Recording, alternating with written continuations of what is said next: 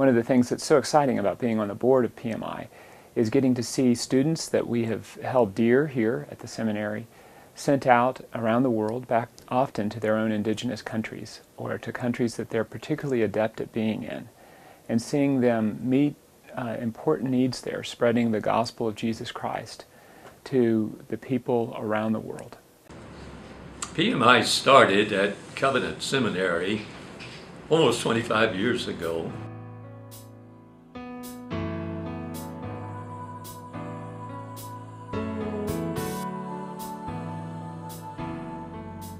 It was founded by the president of the seminary, Dr. Robert G. Rayburn, a man that had a real love for missions, and the mission was founded in order to support just one missionary, a student at Covenant whose name was Ken Tombing. Hi, I'm Ken Tombing, a missionary in India, a national missionary in India, and been working with PMI for the last more than 20 years. Back in those early days, we met to talk about Ken and pray for Ken and think about Ken, and we did not really expect PMI to become a larger mission. It was founded by Dr. Rayburn to support Ken Tombing. Well, it was in 1989 when I graduated from Covenant Seminary. Dr. Robert G. Rayburn came to me and asked if we could, if he could help plant churches in India, start schools, train leaders, and that's where it all began. Dr. Rayburn was concerned that Ken go back with support, not only financial support, but prayer and assistance from people in America. We stay in touch in a couple of ways. One is through email, letters, and even phone calls. And also the PMI men, the board members or the supporting churches come and visit. And that's how we keep in touch. Sometimes board members, faculty members of Covenant have invited a student to consider becoming part of PMI. Other times, international students have come to us and have asked if they could become part of PMI.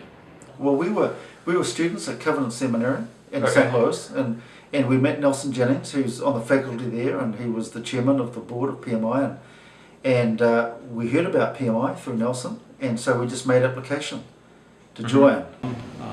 Around 2001, 2002, we were seeing PMI start to grow a great deal. It began as a very small organization, but we had increasing numbers of international graduates that we wanted to see develop support relationships with Christians here in the United States. One of our distinctives at PMI is that we are primarily sending students who are former Covenant Seminary graduates. And so those of us on the faculty of Covenant Seminary, and I've been on the faculty for about a dozen years now, have the privilege of getting to know students, international students from around the world who are here in St. Louis receiving missionary and ministerial training.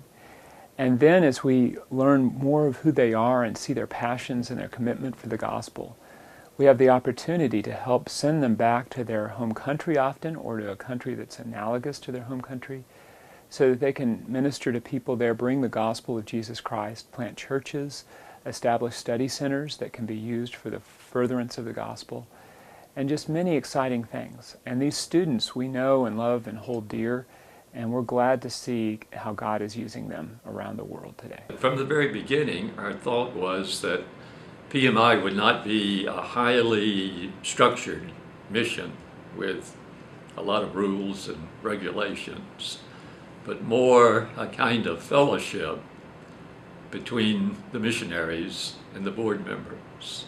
I think it's wonderful. It gives us flexibility, in terms of the direction in which we can take, as well as also, to be honest, the financial situation. We are able to sort of set our own budget, that suits us as a national. We don't have to, in some ways, raise a lot of support. So that's been, those are the two main things that really helped us. And so we've seen a growth in missionaries and supporters in finance and the ministries that are going on all over the world. PMI missionaries are involved in evangelism, church planting, leadership training, and all sorts of mercy ministry and holistic work. There's quite an array of ministries that are taking place throughout the world. There is such enthusiasm among the folks, such abilities and such also gifts, but also just a passion for the gospel.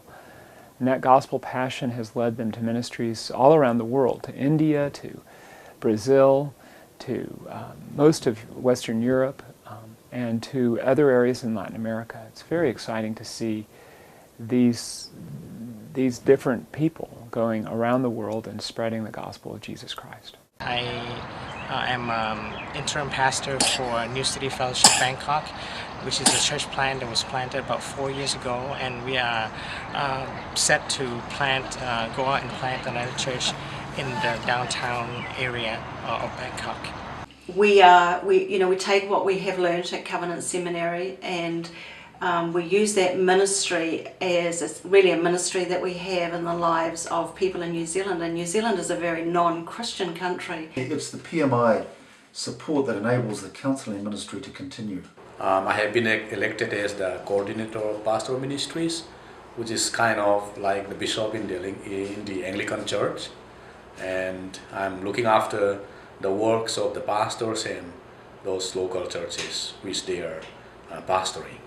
With a partnership of many churches here and friends, we have been planting more than 50, 60 churches now in India as well as in Burma.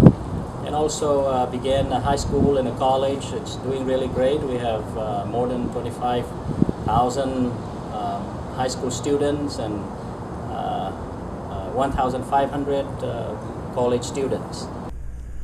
We've had the privilege of being able to send Hungarian nationals to Covenant Seminary through PMI, Presbyterian Mission International, and I think this has been probably the most powerful, the most effective way that PMI could help us.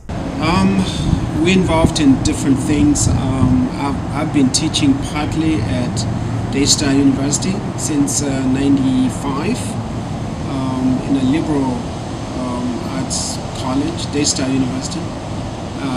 I've been teaching in the religious studies department, and I'm also